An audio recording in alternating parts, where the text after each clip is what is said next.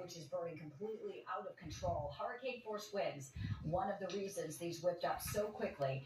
I want to get out to our meteorologist, Mike Masco, with the latest. So, obviously, the winds are not helping the cause here. We know there's an inability for them to put planes in the air to drop water, and that is also causing serious issues to containing these, Mike.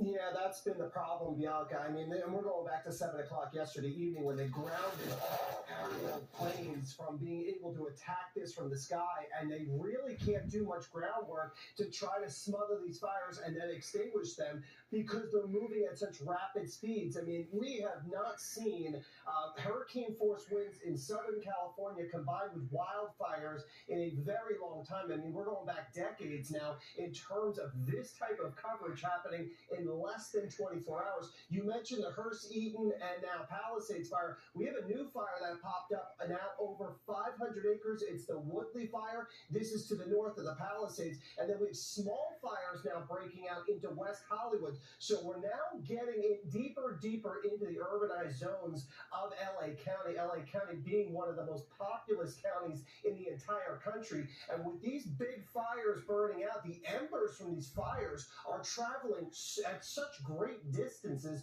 because of the wind. So Bianca, we see one big fire and then smaller fires that start to spread and set up to the south of that. So it has just been a perfect storm, a raging inferno north of Los Angeles, the city of Los Angeles. I wanted to show you the evacuations going on right now. A huge chunk of real estate. We're going 30 to 50,000 people under some sort of an evacuation notice. And look how close it's getting into the Los Angeles area. My concern here is that if the winds start to switch from the east to more of a northeast fashion, we can be pulling this fire closer and closer into the city of Los Angeles. So that's something that we're going to be watching here on Newsmax through the course of the hours ahead. In fact, look at the winds last hour. I mean, we're talking winds in excess of 50 miles per hour, gusting in some cases close to 70 miles per hour. It's not going to die down for at least, say, until this evening when we get into maybe a more manageable window. And by tomorrow morning, that's when the winds start to really relax some. That could allow firefighters to kind of get the upper hand. But with winds at this level, Bianca, I don't think we're going to see anything above, say, a 1 or 2% containment, which is just really not going to help the situation at hand.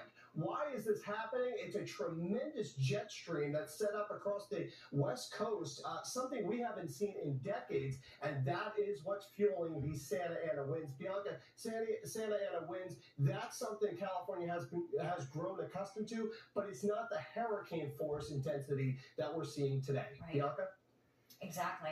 Mike Masco, appreciate that update. We'll be checking back with you throughout the broadcast.